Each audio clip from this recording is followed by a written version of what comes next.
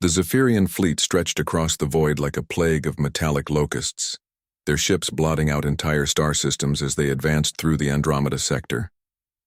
For 3 years, the Galactic Alliance had thrown everything they had at the invaders, and for 3 years they had watched their most advanced civilizations crumble like sandcastles before a tsunami. Admiral Kethvar of the Thessian Republic clutched the railing of his command bridge as another wave of energy. Discharges lit up the view screen. His ship, the Eternal Vigilance, shuddered under the assault. Around him, his crew worked frantically at their stations, their blue-tinted faces glistening with perspiration despite the ship's climate controls. "Report," Kethvar barked, his voice cutting through the chaos. "Sir, we've lost the entire Fifth Fleet," came the reply from his tactical officer. "The Zephyrians are using some kind of adaptive shielding. Our plasma cannons are completely ineffective." Kethvar closed his eyes for a moment. The Fifth Fleet had been comprised of over 200 vessels from 6 different species, representing the best military technology the Alliance could muster. Now they were nothing more than debris floating in space. The Zephyrians weren't just technologically superior. They seemed to anticipate every move the Alliance made. Their ships could phase through solid matter at will, making conventional warfare impossible. Their weapons could drain the life force from entire planets, leaving barren husks where once thriving worlds had existed. Most terrifying of all, they appeared to be completely immune to every form of energy weapon the Alliance possessed. "Sir, incoming transmission from High Command," announced the communications officer, her voice trembling. The holographic image of Supreme Chancellor Vexitani materialized before Kethvar. The ancient Valdorian's usually composed demeanor was cracked, revealing the desperation beneath. Her crystalline features, normally radiating authority, now seemed dulled with exhaustion. "Admiral," she began, her telepathic voice resonating directly in Kethvar's mind. "I'm afraid I have grim news. The hegemony has fallen. The Zephyrians have broken through our last defensive line at the Proxima Gates." Kethvar felt his heart sink. The hegemony had been considered impregnable, protected by energy barriers that could withstand the explosion of a small star. If they had fallen, then nowhere in the galaxy was safe. "What are your orders, Chancellor?" he asked, though he suspected he already knew the answer. "We're calling for a full retreat to the Outer Rim territories. It's time to consider other options." Kethvar understood the euphemism. The Alliance was preparing to activate the Omega Protocol, a desperate last resort that would destroy entire star systems to deny them to the Zephyrians. It was essentially admitting defeat while taking as many enemies down with them as possible. As the transmission ended, Kethvar stared out at the carnage before him. Ships from dozens of species limped away from the battle, their hulls scarred and burning. The proud banner of the Galactic Alliance, which had maintained peace for over a millennium, now flew over a fleet in full retreat. "Sir," his science officer called out, "we're detecting some kind of spatial anomaly near the edge of the system. It appears to be an uncharted wormhole." Kethvar turned to look at the readings. The wormhole was small, barely large enough for a single ship to pass through, but there was something odd about its energy signature. It didn't match any known phenomenon in their databases. "Could the Zephyrians be using it to bring in reinforcements?" he asked. The science officer studied the data more carefully. "Negative, sir. The energy patterns are completely different from their technology. This appears to be natural but artificially stabilized somehow." Before Kethvar could respond, the wormhole suddenly expanded, its swirling vortex growing larger and more intense. Warning alarms began blaring across the bridge as sensors detected massive energy fluctuations. "All ships, prepare for possible hostile contact," Kethvar ordered over the fleet communication channel. What emerged from the wormhole defied all expectations. The ships were unlike anything in the Alliance databases, constructed from what appeared to be crude metals and primitive composites. They moved with none of the elegant grace of advanced civilizations, instead lumbering through space like ancient predators. Their hulls were scarred and patched, bearing the marks of countless battles. Yet there was something about them that made Kethvar's warrior instincts perk up. These weren't the ships of a peaceful species. Every line, every angle spoke of violence and determination. They bristled with weapons that, while primitive-looking, radiated a dangerous energy. "Sir, we're receiving a transmission from the lead vessel," reported the communications officer. A new voice crackled over the speakers. speaking in a language that the universal translators struggled to parse. The tone was rough, aggressive, and filled with an emotion that the Alliance fleet hadn't heard in years. Confidence. "This is Admiral Sarah Chen of the Terran United Earth Fleet. We picked up your distress signals from halfway across the galaxy. Looks like you folks could use some help." Kathavar exchanged glances with his officers. None of them had ever heard of this Earth or encountered humans before. The newcomers appeared to be a completely unknown species, emerging from an uncharted region of space. "Unknown vessel, this is Admiral Kethvar of the Galactic Alliance. I appreciate your offer of assistance, but you don't understand the nature of what we're facing. The Zephyrians have technology far beyond anything we've encountered." There was a pause. Then what could only be described as laughter came over the communication channel. "Admiral, with all due respect, we've been monitoring your engagement for the past hour. We've seen what these Zephyrians can do." The human's voice took on a harder edge. "We've also seen how they die." Admiral Chen's words hung in the void like a challenge to the universe itself. Kethvar watched through his view screen as the human ships arranged themselves in what appeared to be a completely irrational formation. Rather than maintaining the defensive formations that Alliance doctrine demanded, they were spreading out in seemingly random patterns. "Admiral Chen," Kethvar transmitted, "I must advise you to maintain proper spacing. The Zephyrian phase weapons can—" His warning was cut short as the Zephyrian fleet suddenly changed direction. Their sleek biomechanical vessels had been pursuing the retreating Alliance forces, but now they turned toward the human ships with what could only be described as predatory interest. "New prey," came the synthesized voice of a Zephyrian war leader over open channels. Their communications always leaked through, as if they wanted their enemies to hear their pronouncements. "Unknown species detected. Harvest protocols initiated." Kethvar felt a chill run through his carapace. He had heard those words before, right before the Zephyrians had systematically destroyed the Corvan worlds. The harvest protocols meant they intended to drain every living thing in the system of their life force. "Human fleet, you need to retreat immediately," he broadcast urgently. "The harvest protocols will kill every organic being within a 50 light-minute radius." Admiral Chen's response was calm, almost conversational. "Copy that, Admiral. Thanks for the heads up. All human vessels, you heard the man. Switch to Protocol 7. Kethvar had no idea what Protocol 7 meant, but he was about to find out. The human ships suddenly began moving in ways that defied conventional military doctrine. Instead of attempting to outrun the Zephyrian vessels, they were actually accelerating toward them. "Are they insane?" muttered his tactical officer. The first Zephyrian ship to engage fired its primary weapon, a beam of pure entropy that could phase through any known shielding and directly attack the molecular bonds of whatever it struck. Kethvar had seen entire dreadnoughts reduced to component atoms by such weapons. The beam struck the lead human vessel dead center. For a moment nothing happened. Then impossibly the human ship returned fire. What emerged from the human vessel wasn't an energy beam or a plasma discharge. It was a solid projectile, moving at a significant fraction of the speed of light. The Zephyrian ship, confident in its phase-shifting abilities, made no attempt to dodge. The projectile struck the Zephyrian vessel and kept going, punching through its hull like it was made of paper. The alien ship's phase-shifting technology, which had made it invulnerable to energy weapons, offered no protection against simple kinetic force. "Impossible," breathed Kethvar's science officer. "Their ship should have been destroyed by that entropy beam."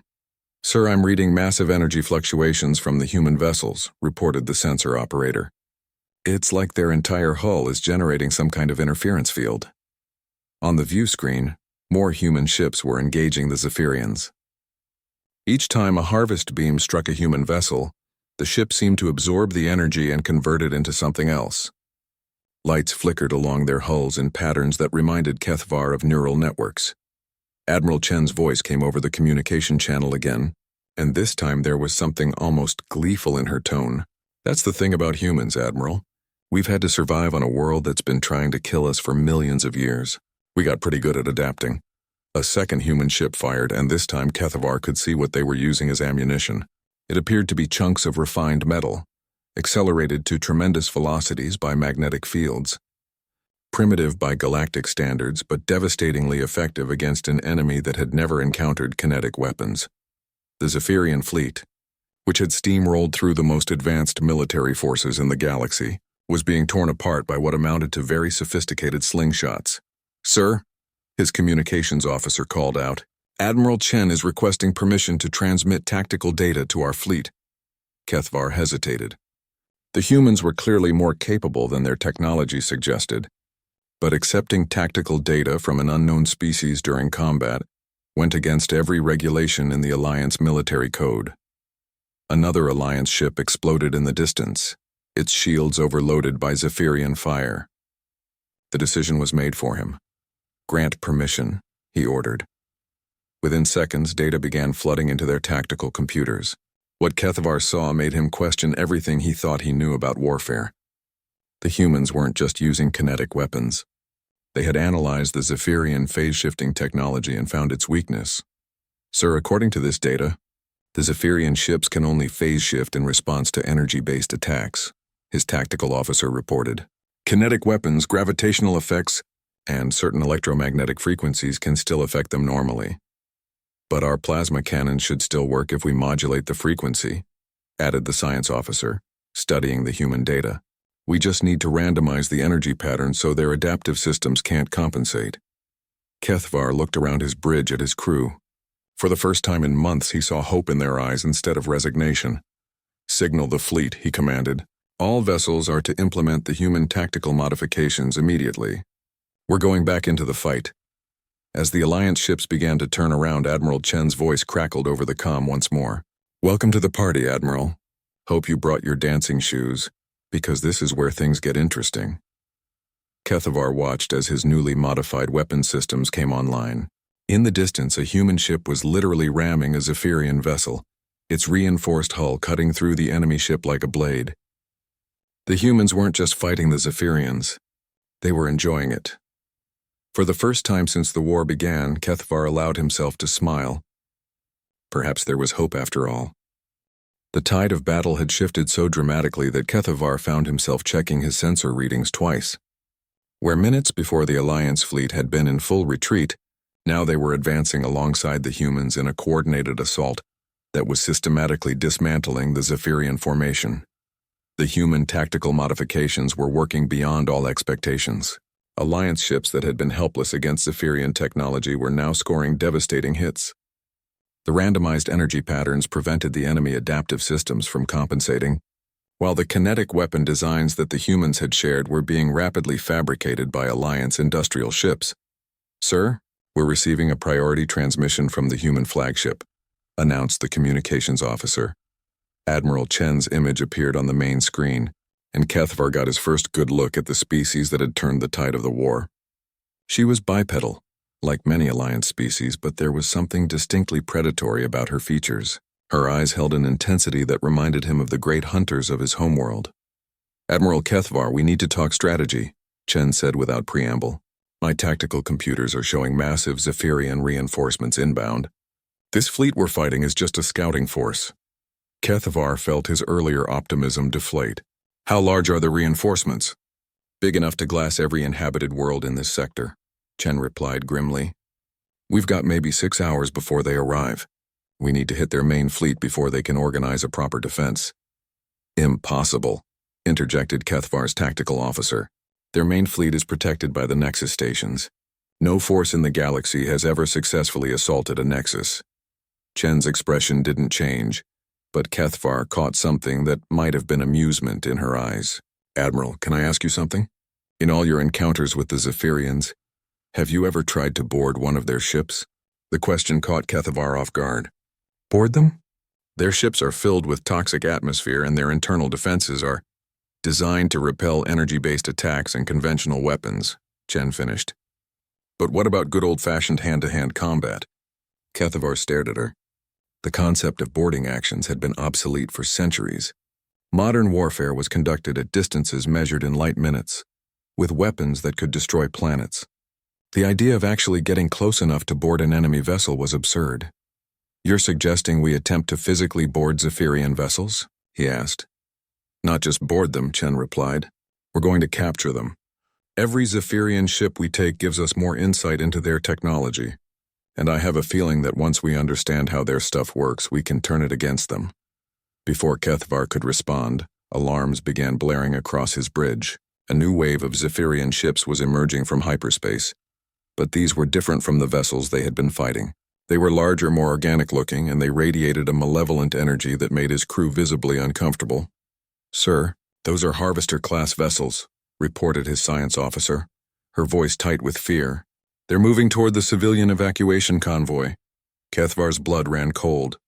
The evacuation convoy contained over 2 million refugees from the fallen worlds, including families and children from dozens of species.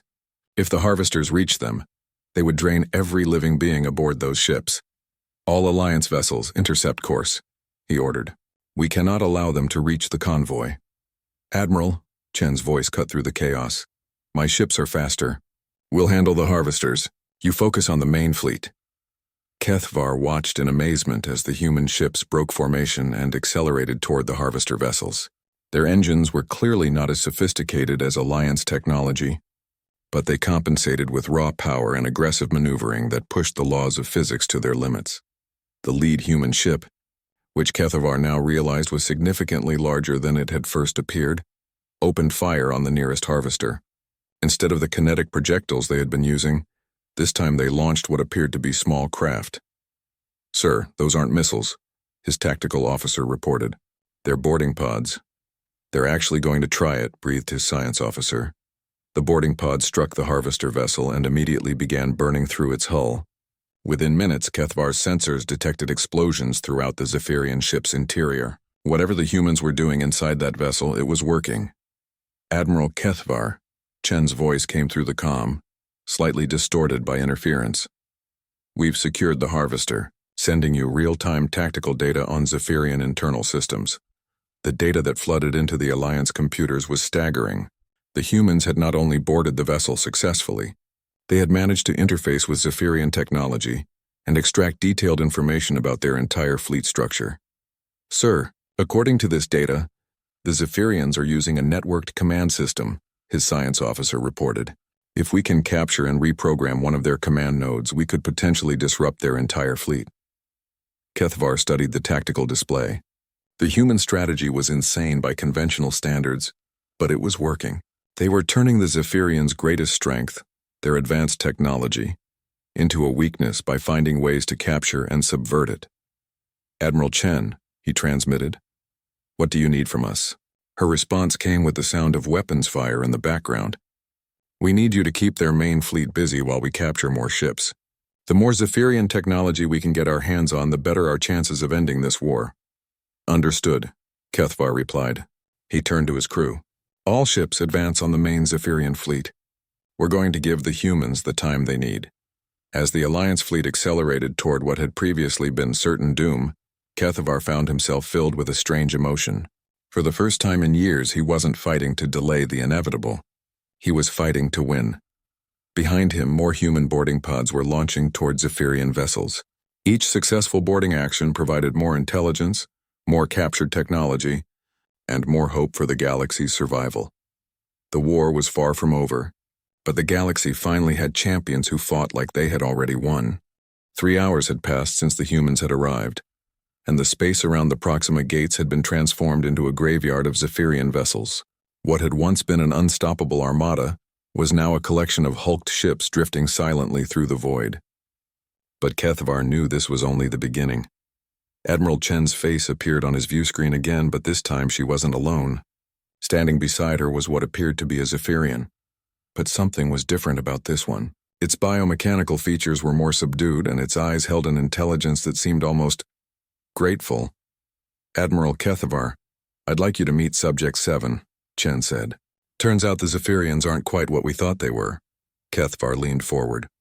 In all the years of warfare, no one had ever successfully communicated with a living Zephyrian.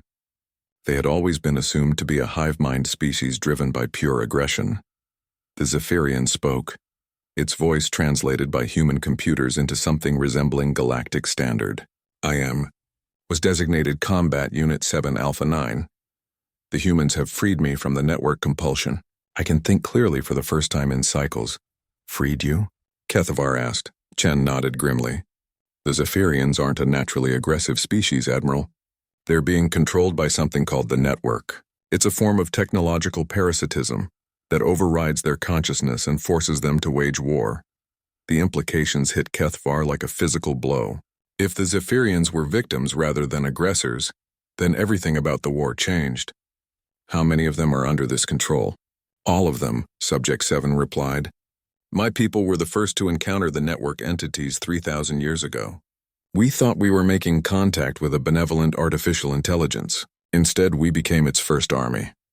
The network has been using the Zephyrians to conquer species after species, Chen continued.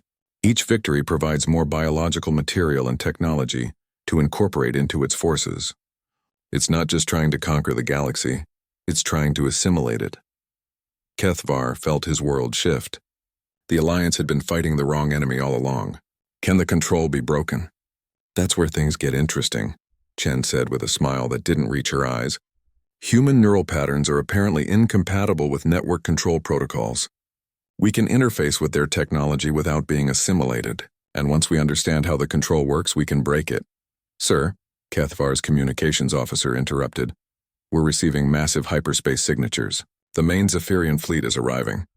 The view screen filled with vessels beyond counting.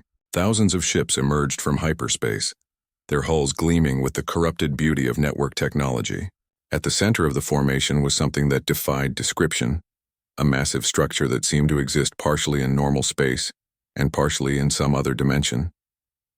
The network core ship, Subject 7 said, its voice filled with ancient terror. The entity that controls my people resides within that vessel. Kethvar stared at the approaching fleet. Even with their recent victories, the Alliance and human forces were outnumbered 1,000 to 1. Admiral Chen, I don't see how we can possibly— Admiral, Chen interrupted. How many ships does the Alliance have in total? Not just here, but everywhere? Approximately 50,000 vessels across all member worlds, Kethvar replied. But they're scattered across the galaxy, and it would take weeks to assemble them. Subject 7. Chen turned to the freed Zephyrian. Can you access the network communication system without being detected? For a brief time, yes. The liberation process created a buffer in my neural pathways, but exposure to network signals will eventually overcome it. Chen's smile became genuine for the first time. Then we're going to send a message that every Zephyrian in the galaxy will receive simultaneously. What kind of message? Kethvar asked. The kind that will turn their own fleet against them, Chen replied. Subject 7 is going to broadcast the liberation protocol to every network-controlled mind in the galaxy. Subject 7's biomechanical features shifted in what might have been surprise. Such a transmission would require enormous power. The network core ship would detect it immediately and focus all its defenses on the source. I was counting on that, Chen said. Admiral Kethvar, how fast can you get word to every Alliance fleet in the galaxy? Using the quantum communication network? Instantaneously, but do it. Tell them to prepare for immediate combat operations. In approximately 10 minutes, every Zephyrian ship in the galaxy is going to stop following network orders and start fighting back. Kethvar realized what Chen was proposing. It was the most audacious military strategy he had ever heard. You're going to turn the Zephyrian fleet into an ally. Not just an ally, Chen corrected. I'm going to give them back their free will and let them decide what to do with 3,000 years of suppressed rage. The human admiral turned to Subject 7. Are you ready to free your people? The Zephyrian's eyes blazed with an inner fire that Kethvar recognized as the desire for justice. I have been ready for 3 millennia. As preparations began for the most critical moment in galactic history, Kethvar found himself marveling at the humans. They hadn't just found a way to fight the network, they had found a way to heal the damage it had caused. They were liberators as much as warriors. Sir, his tactical officer called out, the network fleet is beginning their attack run. All human ships are moving to intercept. Kethvar watched as the small human fleet accelerated directly toward the massive network armada. It should have been suicide, but somehow he knew it wasn't. The humans had already proven they could achieve the impossible. Signal all Alliance vessels, he ordered. We follow the humans into battle. Today we're not just fighting for survival. We're fighting for the freedom of every sentient being in the galaxy. As the Alliance fleet formed up behind the human ships, Kethvar allowed himself one last thought before the battle began. The war had seemed hopeless until the humans arrived. Now it seemed like destiny. The battle that followed would be remembered as the moment when the galaxy's fate hung on the courage of a single freed Zephyrian and the audacity of a species that refused to accept defeat.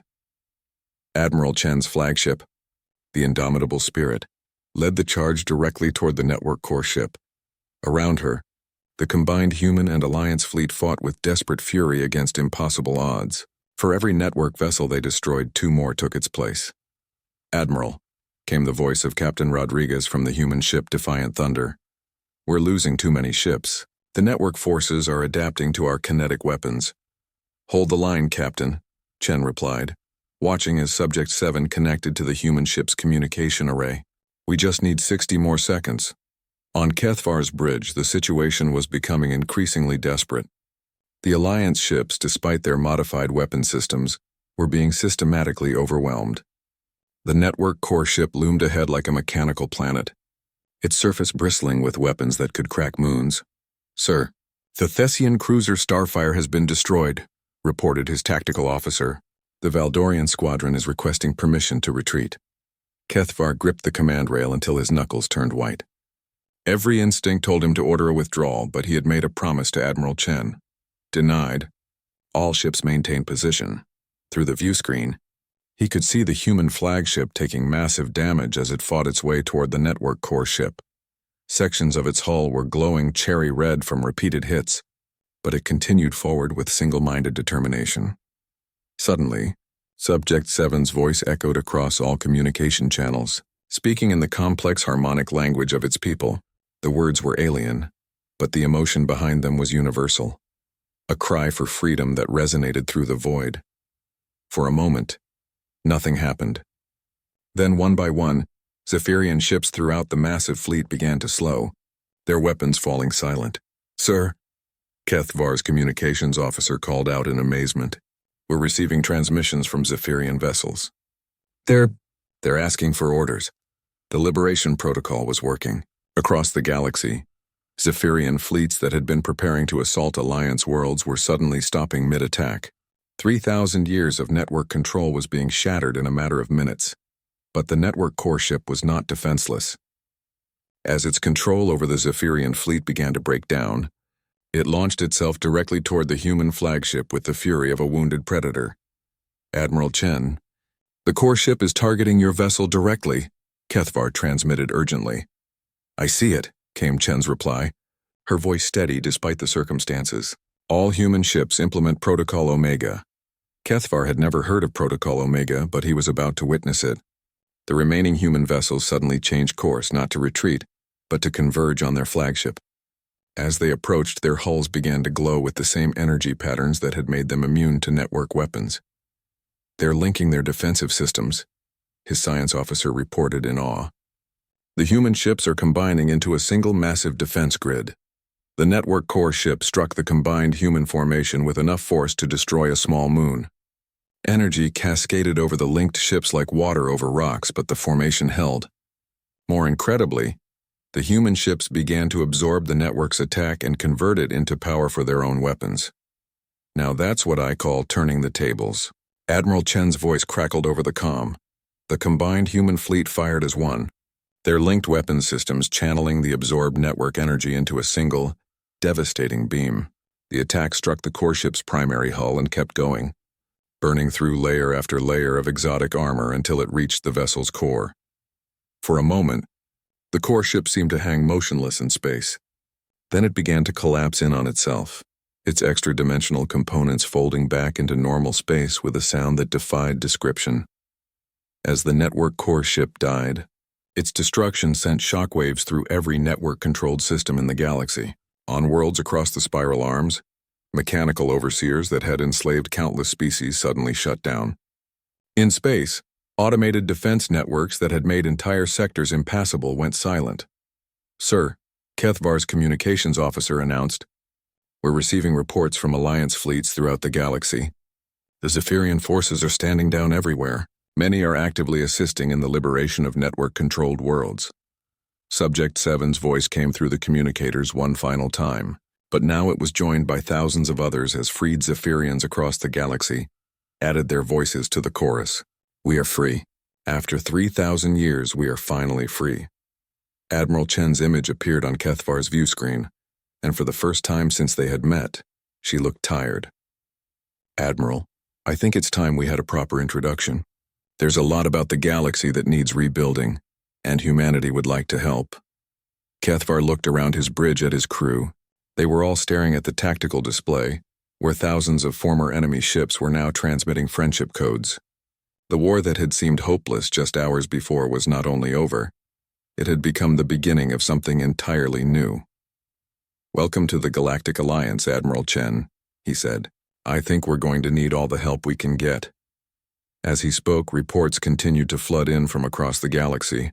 The network's grip on countless worlds was breaking, and species that had been enslaved for millennia were taking their first free breaths in generations. The humans hadn't just won a war, they had liberated an entire galaxy. The war had seemed hopeless until the humans landed. Now, for the first time in centuries, the future seemed bright with possibility. 6 months after the liberation of the galaxy, the Proxima Gates had been transformed from a battlefield into the largest construction site in known space. Where once Zephyrian and Alliance ships had fought desperately, now they worked together to build something unprecedented, a new galactic capital that would represent all free species. Admiral, Kethvar stood on the observation deck of the newly constructed Unity Station, watching as ships from hundreds of different species arrived daily. Many were refugees returning to worlds that had been freed from network control.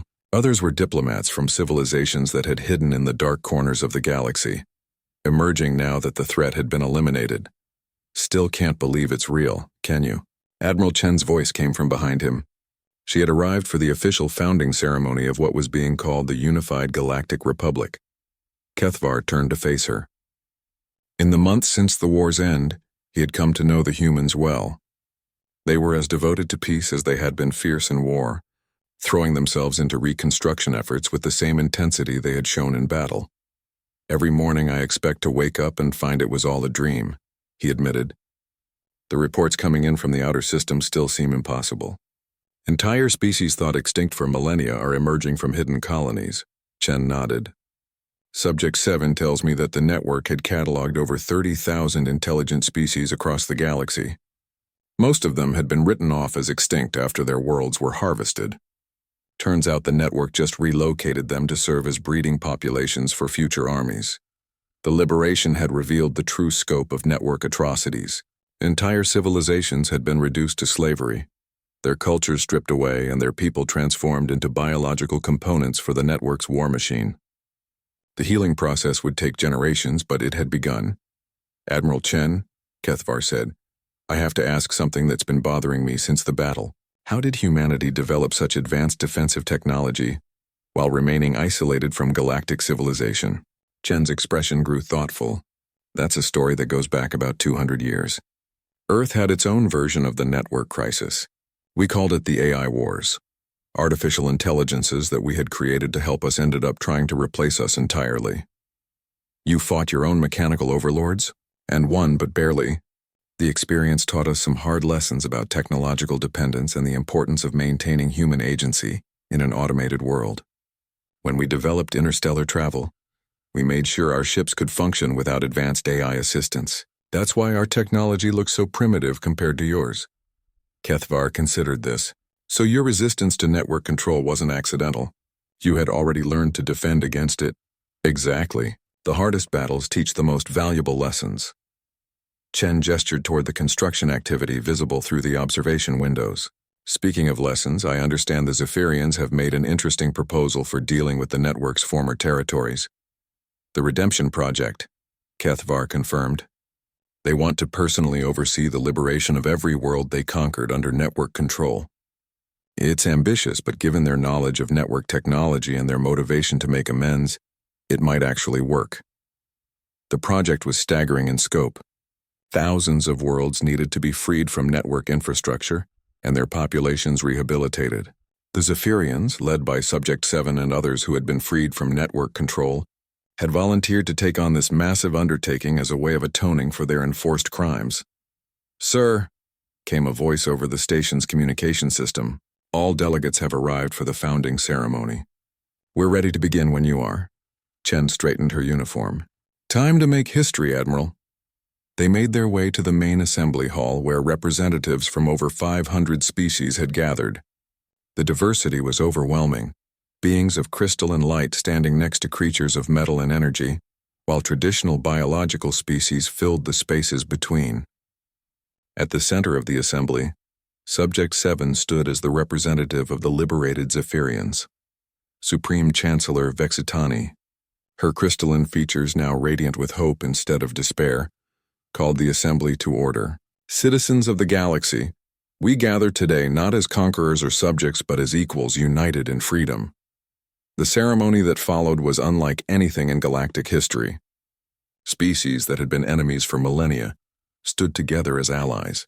Civilizations that had thought themselves alone in the universe discovered they were part of a vast community of intelligent life.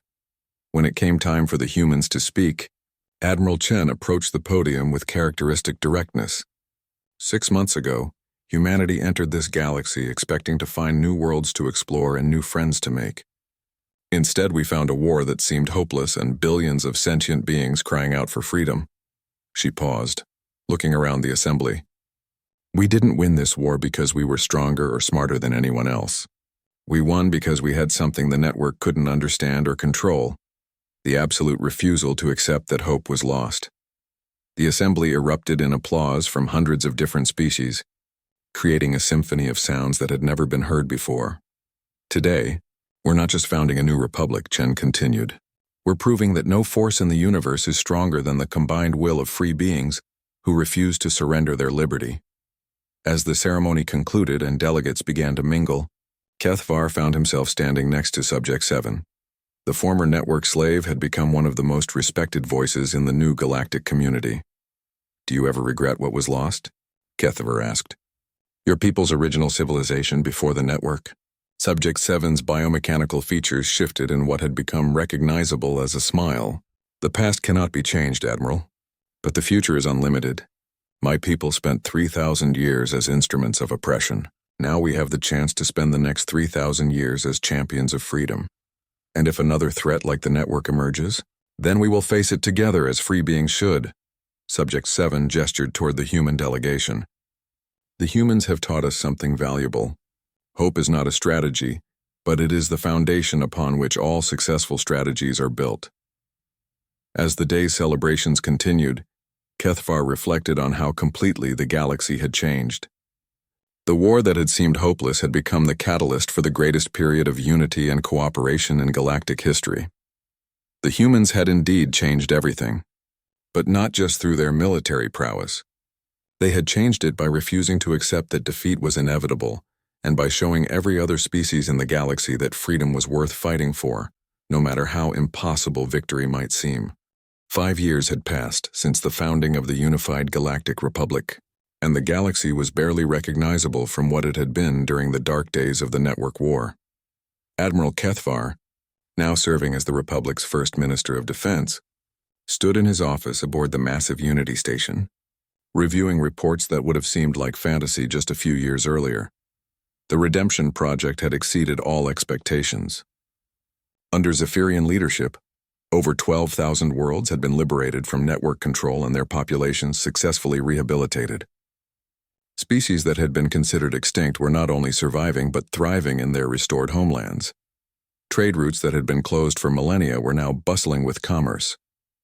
Technologies from hundreds of different civilizations were being shared freely, leading to advances that benefited everyone. Most remarkably, not a single major conflict had erupted between member species of the Republic. Sir, his aide announced, Admiral Chen has arrived for your appointment.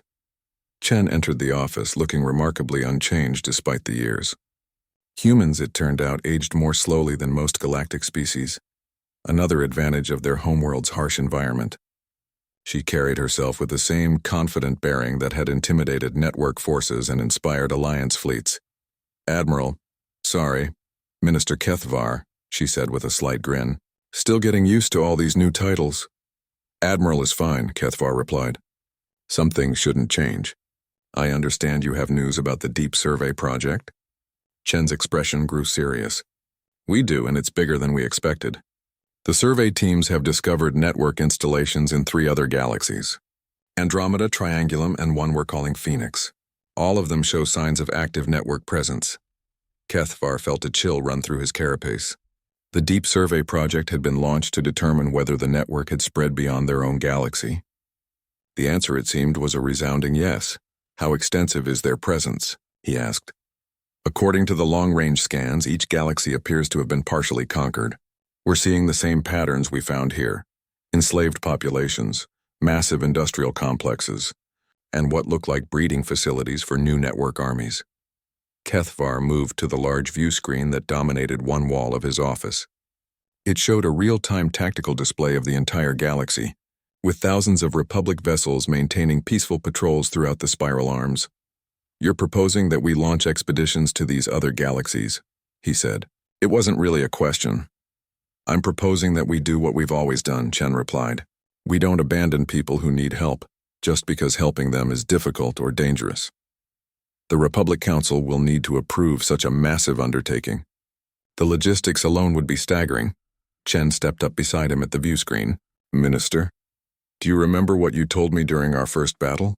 You said the Alliance had been fighting to delay the inevitable. What are we fighting for now?" Kethvar considered the question. The Republic had grown beyond all expectations, encompassing not just military cooperation but cultural exchange, scientific collaboration, and economic integration on a scale never before achieved. They had built something worth preserving. "We're fighting to ensure that what we've built here survives and spreads," he answered. "Exactly, and that means we can't leave billions of sentient beings enslaved in other galaxies while we enjoy our freedom here." Before Kethvar could respond, an urgent chime echoed through the office. His communication system activated automatically, displaying the image of Subject 7, now serving as the Republic's Director of Liberation Operations. "Minister, Admiral," 7 said without preamble, "we've received a transmission that you need to see immediately. It's coming from the Andromeda Galaxy." The view screen switched to display what appeared to be a desperate communication from an unknown species. The image was distorted and filled with static, but the message was clear enough. "To any free civilization that receives this transmission," the alien voice said, speaking in a language that the Republic's computers had never encountered before, "we are the last free world in the Andromeda Galaxy. The network entities have conquered everything else. We have detected your victory over the network forces in the Milky Way galaxy. Please, if you can hear this, help us. We cannot hold out much longer." The transmission ended, leaving the office in silence. "How long would it take to mount an expedition to Andromeda?" Kethvar asked. Chen was already pulling up technical specifications on her portable computer. "With our new intergalactic drive systems, about 3 months to get there. But that's assuming we can navigate the dark matter currents between galaxies. And how many ships would we need? For a full liberation campaign? Everything we have and then some. We'd be looking at the largest military operation in galactic history." Kethvar turned away from the view screen and activated his desk communicator. "Get me an emergency session with the Republic Council. Priority Alpha authorization." "Sir," his aide responded. "All 500 member representatives?" "All of them. And patch in the Human Parliament, the Zephyrian Collective, and any other major government that wants to participate." He looked back at Chen. "If we're going to liberate other galaxies, we're going to do it the right way." 2 hours later, Unity Station's main assembly hall was filled to capacity. Representatives from across the galaxy had gathered in person or via holographic projection to hear the proposal.